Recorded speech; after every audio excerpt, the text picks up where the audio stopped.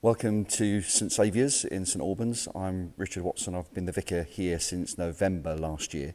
And in July we had a full weekend of a beer festival, beer and fizz festival, in conjunction with one of the local pubs.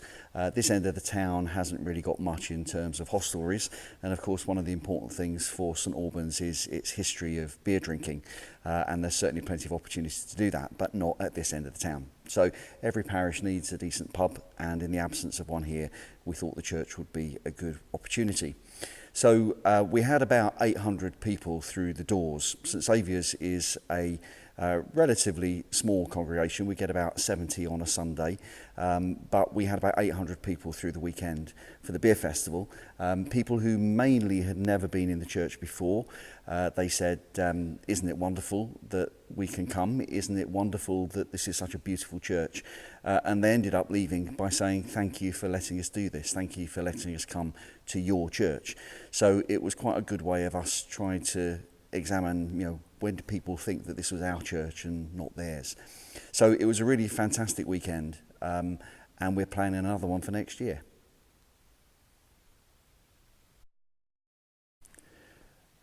We thought it would be a good thing to do, not just because of a lack of any other good pubs on our patch, but mainly because we knew we needed to put St Saviour's on the map.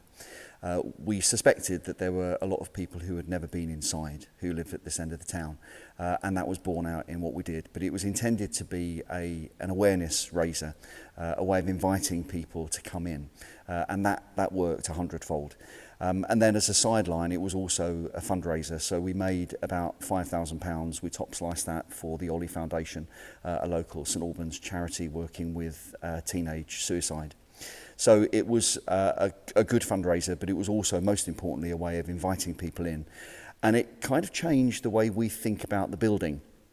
You can see we've got these lovely columns and gaps each side of the church. We had a 3-metre bar placed inside each of those arches, and we've now moved those to the back of church, which has formed a welcome area, which we had no intention of doing, but it just helped us rethink the building. We also noticed in the weeks after the beer festival, more than ever, people were coming into church. They were just coming in for 5 minutes, sit at the back for 10 minutes, just time to be quiet, to reflect. The prayer board we moved nearer the door, and it erupted. We had 3 times as many prayer requests left in the weeks after the beer festival, and it's almost as if just by inviting people in to do something that was safe and enjoyable, they were able to have permission to come in at other times. So that's been fantastic. It's been noticeable that we've had more contact with people since the beer festival. I've recently just done another visit. Someone I met at the beer festival, young couple who have no connections with the church but live just around the corner. I kept bumping into them into the street, and I said, I've bumped into you 3 or 4 times. This is probably a sign that I need to come around and have a chat, which we did, and they're very interested in helping out with other events and becoming a bit more involved with the life of the church at St Saviour's. The biggest thing that's come from it most recently, which we've just launched, is what we've called the Vicar's Autumn Book Challenge. I read Rob Bell's book, What is the Bible, and thought I can think of 1 or 2 people who really benefit from reading this. So I just thought, in a sort of flash of madness, why don't I just throw this out as a challenge for anyone? So it went out on our usual social media channels, and we've now got 45 people signed up reading the book over the next few weeks, waiting to be invited to come to the vicarage to discuss it over drinks. Most of those people aren't currently members of our congregation, although a lot of them are. It includes the landlords of 2 pubs in St Albans, who were both involved in the beer festival, and a good number of people who have been on the fringe or I've picked up in the last few years of ministering in the city. So what next? Well, we've got the Autumn Book Challenge.